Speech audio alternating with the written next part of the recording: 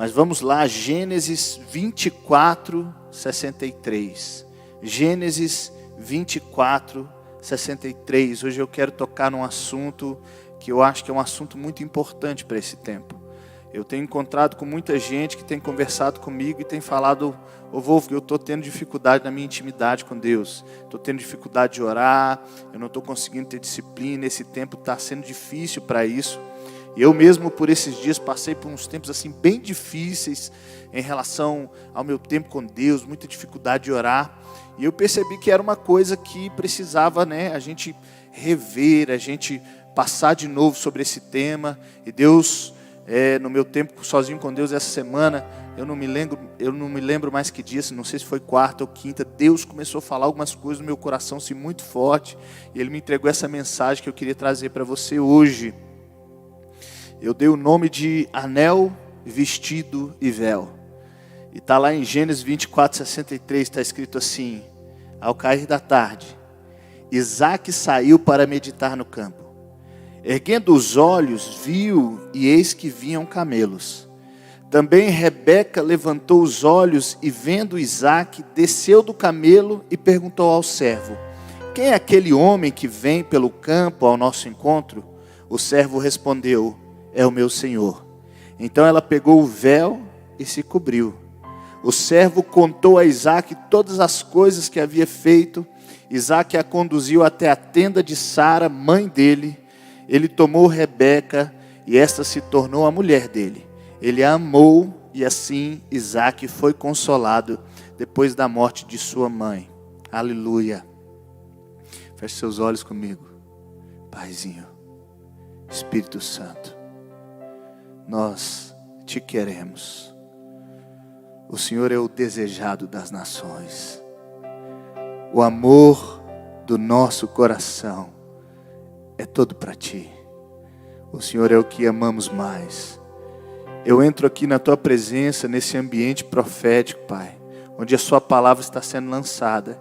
E eu peço que o teu Espírito Santo me guie por essa palavra.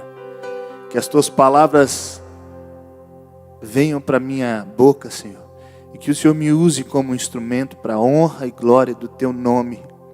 Senhor, eu te peço que o Senhor comece a tocar as pessoas agora em casa, Pai, que elas sejam conectadas ao teu Espírito, porque não é palavra de homem, Pai, que muda, Senhor, o homem, mas é quando o teu Espírito Santo toca de dentro para fora e traz revelação no Espírito. E eu libero nesse ambiente agora, Pai, revelação no nosso Espírito, profundidade na tua palavra. O Senhor sabe que eu sou totalmente dependente de ti, que eu não tenho nenhuma capacidade por mim mesmo de estar aqui. Por isso eu te peço, Espírito Santo, me usa. Eu sou seu instrumento. Toque em mim a música que o Senhor desejar. Em nome de Jesus. Amém. Aleluia.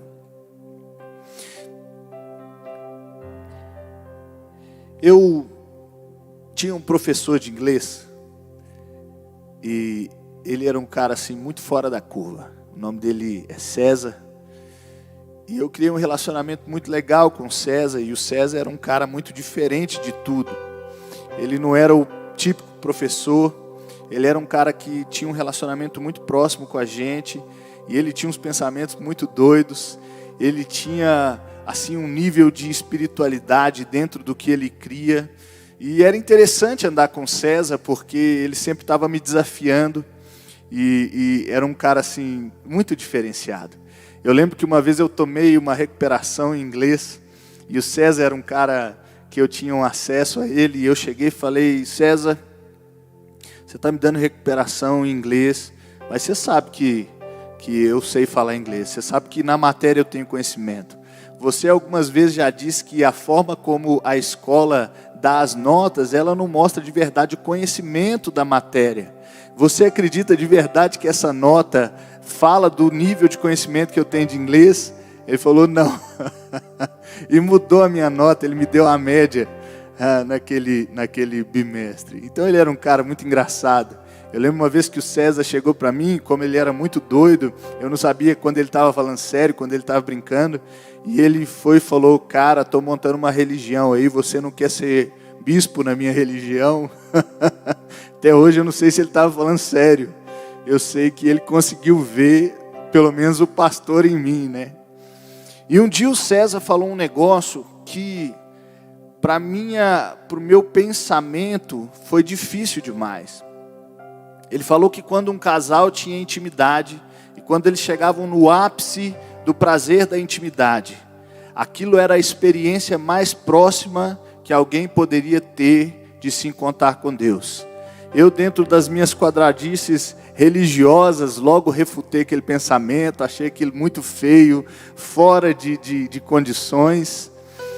Mas hoje, olhando para isso, eu sei que isso nunca saiu de mim, eu sempre fiquei lembrando dessas coisas, eu percebo que havia um certo nível de verdade no que ele disse, um pensamento interessante, porque Deus, Ele sempre usou modelos para as coisas, e Ele sempre, através dos modelos, estava mostrando algo, e Cristo e a igreja, né, o modelo do casamento perfeito, ele passa pelo homem e pela mulher.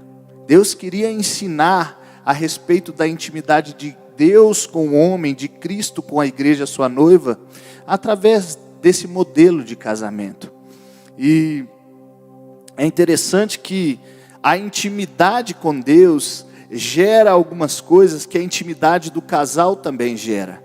A intimidade com Deus gera prazer, ela gera muito prazer. E a intimidade com Deus também gera vida. Então, é claro que eu não concordo completamente com o pensamento. Eu sei que a gente pode ter acesso a Deus muito mais profundo e prazer muito maior do que esse em Deus. Mas em certo sentido, tem lógica o que ele estava dizendo.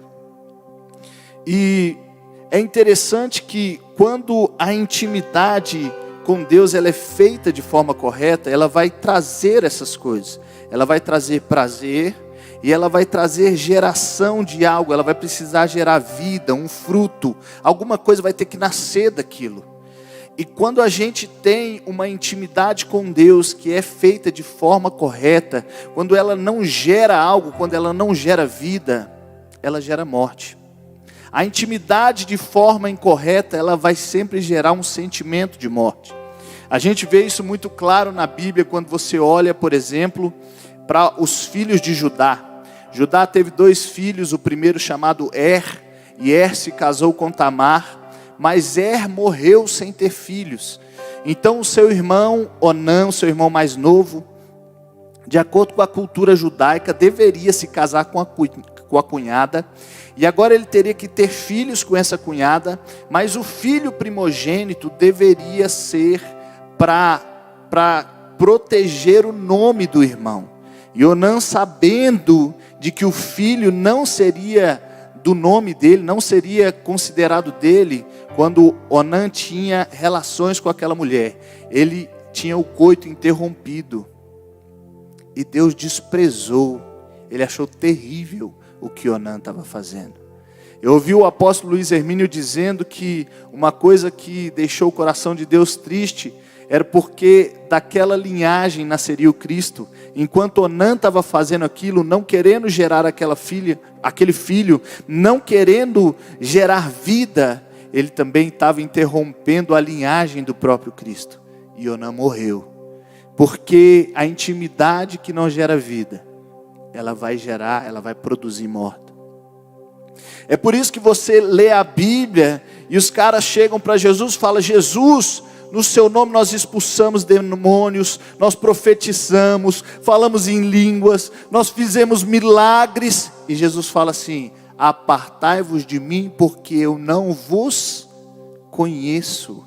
Era uma intimidade vazia de vida, era um ambiente que estava preocupado com o prazer, com a aparência, né? Os milagres, as mãos de Deus, mas não estava produzindo algo, gerando algo de dentro para fora, não estava engravidando aqueles caras. Então Jesus fala: apartai-vos de mim, porque tudo isso que vocês fizeram não produziu nada além de morte.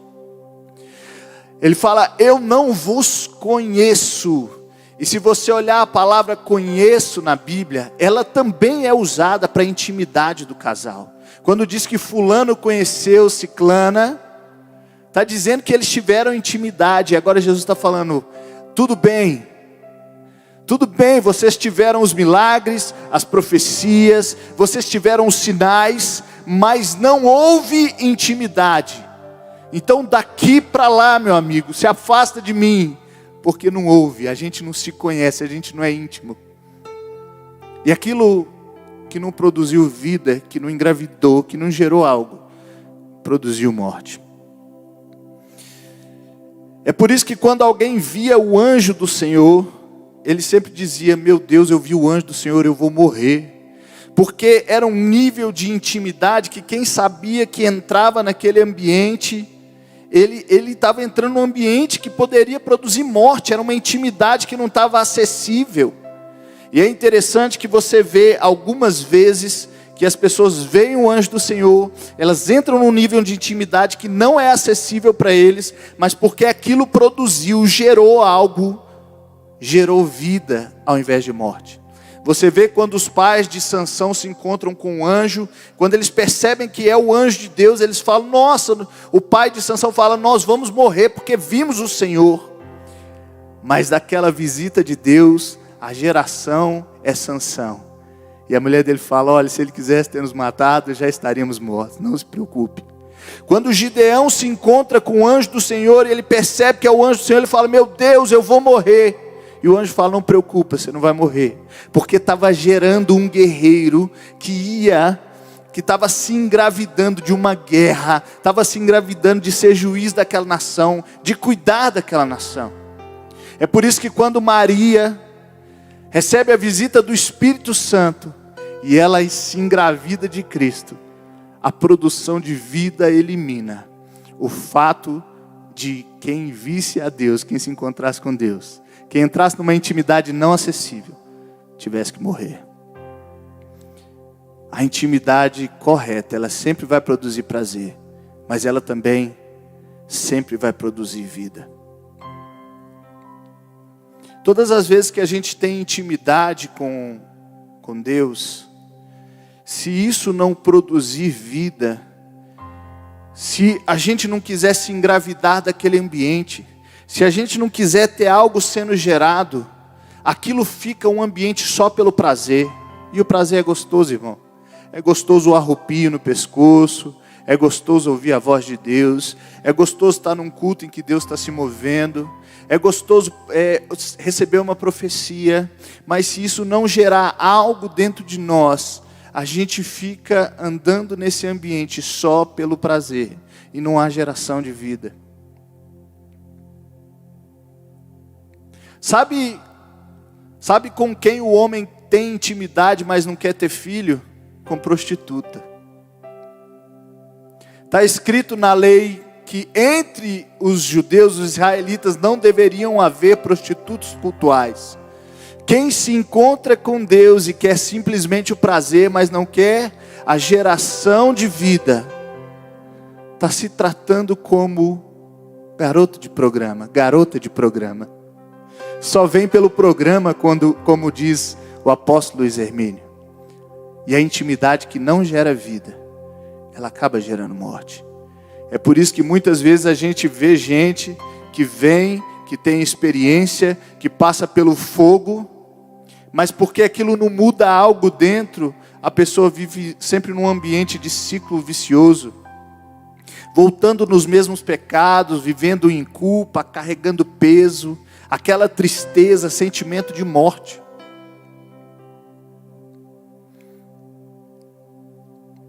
Agora, o texto que a gente leu, ele fala de um encontro muito interessante. É o encontro de Rebeca com Isaac. E esse encontro, ele prefigura o encontro de Cristo com a igreja. Se você olhar para os três, Abraão, Isaac e Jacó, você vai ver que eles são símbolos da própria Trindade. Abraão, o pai. Isaac, o filho que vai ser sacrificado, que é levado para o monte. Também Isaac, o nome Isaac significa riso. E Jesus é chamado de filho da minha alegria. E você vê Jacó simbolizando o Espírito Santo, que é aquele um homem que se torna uma nação. Hoje o Espírito Santo habita em nós, nós somos nação sacerdotal, e Jacó se torna Israel. Isaac, ele é uma figura de Cristo, e agora ele está se encontrando com Rebeca, e aquele encontro é uma sombra do que há de vir Cristo com a igreja. E quando Rebeca vê Isaac, ela pergunta para o servo: quem é aquele? Ele fala: é o meu Senhor. Então ela se cobre com o véu. O véu é usado desde muito tempo pelas noivas para se cobrirem. Se você olhar, você for assistir um filme, ou uns casamentos mais antigos, né? Hoje em dia já não é mais tão comum. Mas era legal que a noiva vinha usando um véu, tampando um pouco o seu rosto. E quando chegava naquele momento do pode beijar a noiva, o marido vinha e ele descobria o véu. E ele beijava a noiva. O que isso estava dizendo é: agora você pode beijar a noiva. A intimidade está acessível. Você pode entrar nesse ambiente de intimidade. E quando Rebeca descobre que ela está chegando nesse ambiente de encontro com o noivo, ela se cobre com o véu. Isaac leva Rebeca para a tenda da sua mãe.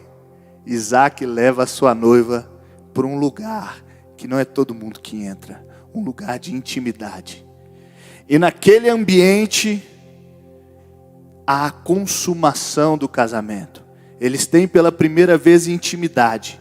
E a partir daí, ele é marido, ela é esposa e ele a ama.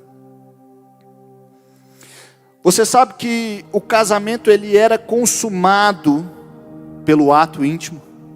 Você vai ver exemplos na Bíblia, por exemplo, de quando Sansão, ele se apaixona por uma mulher dos filisteus, e ele chega ali, ele pede aquela mulher para o pai, ele vai para as bodas, ele fica os 7 dias das bodas, mas então eles descobrem a pegadinha que ele tinha feito, ele fica furioso, vai embora. E um dia ele pensa consigo mesmo: eu vou voltar e eu vou entrar, eu vou ter intimidade com a minha esposa. Mas quando ele chega lá, o pai fala: eu dei a sua esposa para o seu amigo. Essa era uma cultura daquela época. Se o noivo não aceitasse a esposa, ela era dada para o padrinho. E Sansão passa por toda a cerimônia, ele passa por todo o casamento, mas como o amigo tem a intimidade, Sansão não está casado, ele não consumou. Quem consumou foi o amigo. A mesma coisa é a história de Jacó e Raquel. Jacó trabalha 7 anos para se casar com Raquel, e os 7 anos se passam. Agora ele começa a participar da festa de casamento, e ele está naquela festa com ela, preparando e tal, e quando ele vai à noite, ele se deita com ela, e acorda no outro dia, ele se deitou com Lia. O casamento foi todo preparado para Jacó e Raquel, mas ele foi consumado com a mulher errada, e agora ele estava casado com outra mulher. Eu estava lendo, e é possível se anular um casamento ainda hoje em dia, se houver prova que o casamento nunca foi consumado. Você pode ter passado pelo cartório, pela cerimônia, você pode ter ido na lua de mel, você pode estar há tanto tempo casado, trocou as alianças, assinou o papel, mas existe a possibilidade, se o ato físico da intimidade não tiver acontecido, você consegue a anulação do casamento, porque o casamento não foi consumado.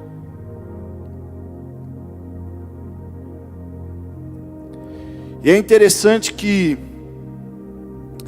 quando você começa a olhar para a Bíblia, e você vai olhando para esses ambientes de intimidade, você volta lá em Moisés. Aquele primeiro encontro de Moisés com Deus, que ele sobe ao monte, e o monte está pegando fogo, e fumaça, e está tremendo, e Deus falando: olha, não deixa o pessoal se aproximar do monte, porque senão vai morrer. E o povo fica amedrontado e fala: Moisés, fala tu com Deus, e o que ele falar você repete para a gente, e a gente vai obedecer. Você sabe que é interessante que, se você lê em Deuteronômio 5, 29, está escrito assim: quem dera que eles sempre tivessem tal coração, e sempre me temessem e guardassem todos os meus mandamentos. Assim tudo iria bem para eles e para os filhos deles para sempre. Deus aprovou o que o povo disse. Sabe por quê? Porque no Antigo Testamento a intimidade ainda não estava acessível para todos. Deus está aprovando, falando: olha, o que eles falaram é bom. Você sobe, você vai acessar a intimidade, mas não é para todo mundo por enquanto. Moisés sobe, quando ele desce, por causa da intimidade com Deus, ele vem com o rosto brilhando. E sabe o que isso causa nas pessoas? Causa medo, susto. Eles estão com medo de chegar em Moisés. Então Moisés cobre o rosto com o véu, porque ele está dando um recado. Ele está falando: olha, a intimidade ainda não é para todo mundo, não está acessível. Eu estou colocando aqui o véu no rosto, porque o que a intimidade está produzindo em mim não é para todo mundo ainda, não dá para vocês, ainda não chegou esse tempo. E o véu do templo, ele representa o véu de Moisés. O templo, ele tinha 3 partes: o átrio, o lugar santo e o santo do santo.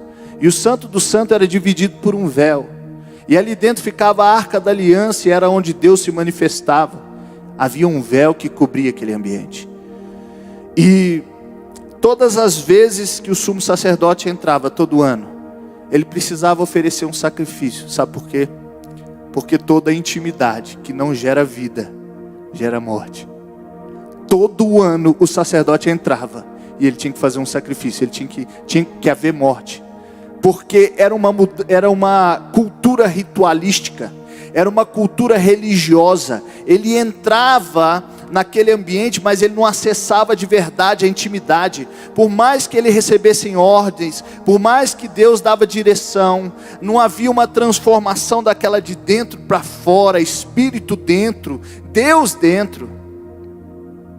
E todo ano ele precisava sacrificar um animal, tinha que ter morte. Mas um dia o noivo veio. Uau! O noivo veio no tempo da Páscoa, e ele trouxe algumas coisas para nós. A primeira coisa que ele trouxe foi uma aliança, uma nova aliança. Ele veio trazendo um tempo novo, uma visão nova. Emanuel, Deus conosco, Deus perto, Deus íntimo. E o noivo, com a sua morte, ele te deu um sangue que te purifica e que te dá vestes novas. Por isso ele trouxe para nós um vestido branco, uma veste limpa, mais alva que a neve, um vestido branco. E quando Jesus está ali no Calvário para morrer por nós, ele fala uma palavra que é top demais. Ele diz: está consumado. E ele retira o véu. O véu é rasgado de alto a baixo. A intimidade está acessível para sempre. Quando o judeu ele se casava, existia um ritual. Ele ia ter intimidade com a sua esposa, e eles colocavam um lençol debaixo, porque quando havia a intimidade, o ímen era rompido e saía sangue.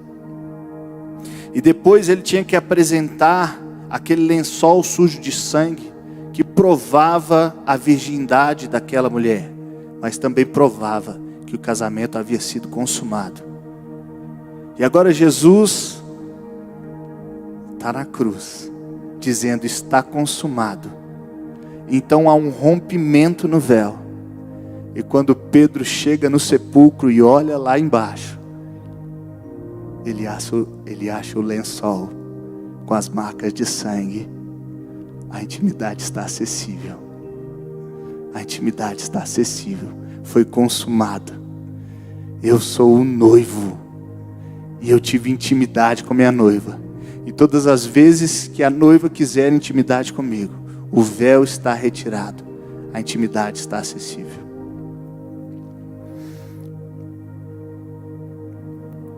E é interessante que sempre quando a intimidade é verdadeira, quando ela é correta, ela precisa gerar vida. Por isso mesmo Jesus com um corpo morto, ele ressuscitou. Porque aquela entrada no ambiente de intimidade gerou vida.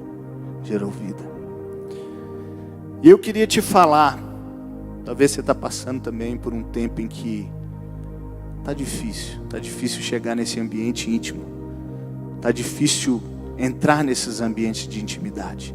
Eu queria te falar uma coisa que pode ser o grande problema do nosso tempo. De vez em quando a gente confunde intimidade com familiaridade. E elas são parecidas, porém muito diferentes. Olha o que está escrito em Marcos 6,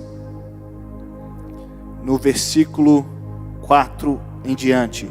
Jesus, porém, lhes disse: nenhum profeta é desprezado, a não ser na sua terra, entre os seus parentes e na sua casa. Não pôde fazer ali nenhum milagre, a não ser curar uns poucos doentes, impondo-lhes as mãos. E admirava-se da incredulidade deles. Jesus percorria as aldeias vizinhas ensinando. Jesus chegou em um ambiente familiar, ele foi para casa. E quando ele chega nesse ambiente em que as pessoas estão familiarizadas com o filho do carpinteiro, naquele ambiente ele não consegue fazer milagres, ele consegue curar uns poucos. E sabe qual que é o problema? A incredulidade. Porque intimidade sempre vai produzir fé. Intimidade é um relacionamento profundo que te faz conhecer o outro cada vez mais em profundidades maiores. Isso produz confiança, e confiança é fé. Familiaridade, ela produz um relacionamento que não se aprofunda, que é sempre superficial, que você até conhece a pessoa. Já ouviu aquela frase que a gente fala de vez em quando? Fulano até parece ser uma boa pessoa, mas eu conheço pouco. Familiaridade produz dúvida, porque como a gente nunca se aprofundou, a gente não tem coragem de pôr a mão no fogo. É por isso que de vez em quando a gente está tentando acessar ambientes de intimidade, mas a gente é barrado, porque intimidade só pode ser acessado através de fé. Enquanto a gente estiver familiarizado com esse ambiente, familiarizado com Cristo, cara, a gente está numa nação que todo mundo conhece Jesus. Difícil alguém que nunca ouviu falar de Jesus. Mas talvez é um ambiente que deixou a gente tão familiarizado. A gente já tem as nossas rotinas, os nossos ritos. A gente já sabe orar. A gente sabe tanto. E a gente esqueceu de aprender com Ele. A gente esqueceu de entrar num ambiente em que Ele é a nossa fonte. Está escrito que nós não sabemos orar, mas que o próprio Espírito ora em nós. Mas porque a gente está tão familiarizado, a gente já sabe o que vai fazer no tempo com Deus. No meu tempo com Deus eu entro, eu adoro, depois eu oro para os outros, depois eu leio a Bíblia, depois eu faço isso e aquilo. E o nosso ambiente de intimidade se tornou um culto religioso, se tornou uma liturgia que a gente faz todo dia e deixou de ser aquele ambiente de conhecimento de Cristo, de perguntar para Ele: e aí, o que nós vamos fazer hoje? De acessar ambientes de verdadeira profundidade e criar uma confiança tão profunda que a fé fica inabalável.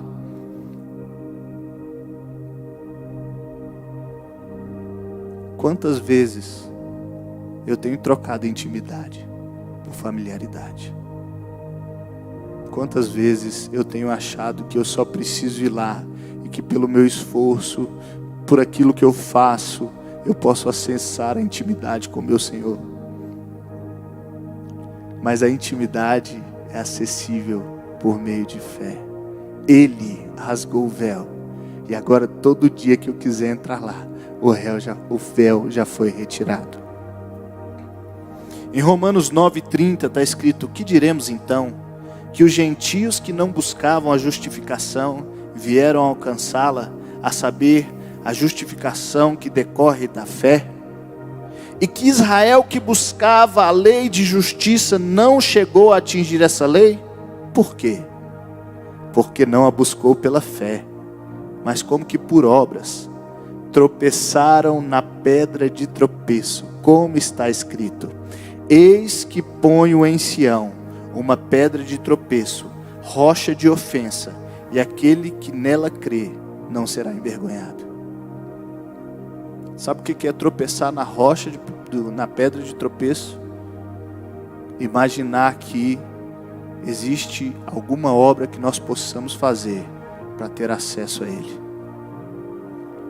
A única coisa que nós precisamos é fé. A fé te dá acesso à intimidade.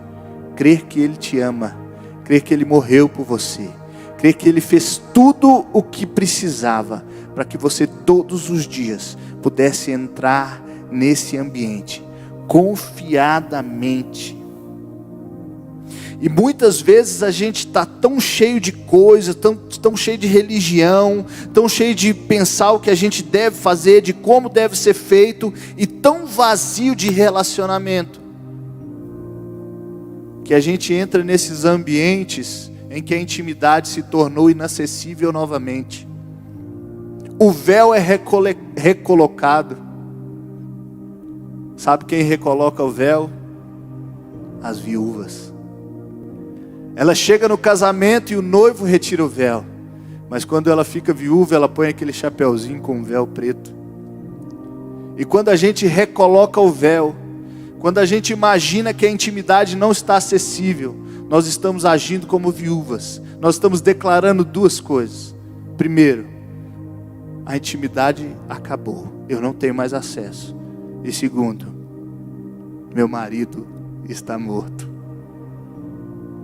Meu marido morreu. Deixa eu te falar uma coisa, querido. O noivo está vivo para sempre. Nós nunca ficaremos viúvas. O véu nunca mais será recolocado. A única pessoa que pode recolocar o véu é a gente mesmo. Porque o véu foi rasgado de uma vez por todas. Para a gente finalizar, terminando, em Hebreus 4,14 está escrito: tendo pois Jesus, o Filho de Deus, como grande sumo sacerdote que adentrou os céus, conservemos firmes a nossa confissão, porque não temos sumo sacerdote que não possa se compadecer das nossas fraquezas. Pelo contrário, Ele foi tentado em todas as coisas, à nossa semelhança, mas sem pecado. Portanto, aproximemo-nos do trono da graça, com confiança, a fim de recebermos misericórdia e encontrarmos graça para ajuda em momento oportuno. Todas as vezes que você entra diante do trono da graça, você precisa entrar com confiança, porque a intimidade só pode ser acessada por meio de fé. Você não precisa ter medo. O véu que Cristo rasgou não foi costurado. Os ambientes de intimidade estão acessíveis. Jesus não quer performance. Jesus não está preocupando se você ora 5 horas por dia, se você lê 40 capítulos da Bíblia. Não. Isso é uma coisa que você vai construir nele. A disciplina que você vive, ela é construída nele. Ele vai te dar o padrão. Ele vai te dar o que quer de você. Porque tudo é por ele, através dele e para ele. Inclusive a intimidade.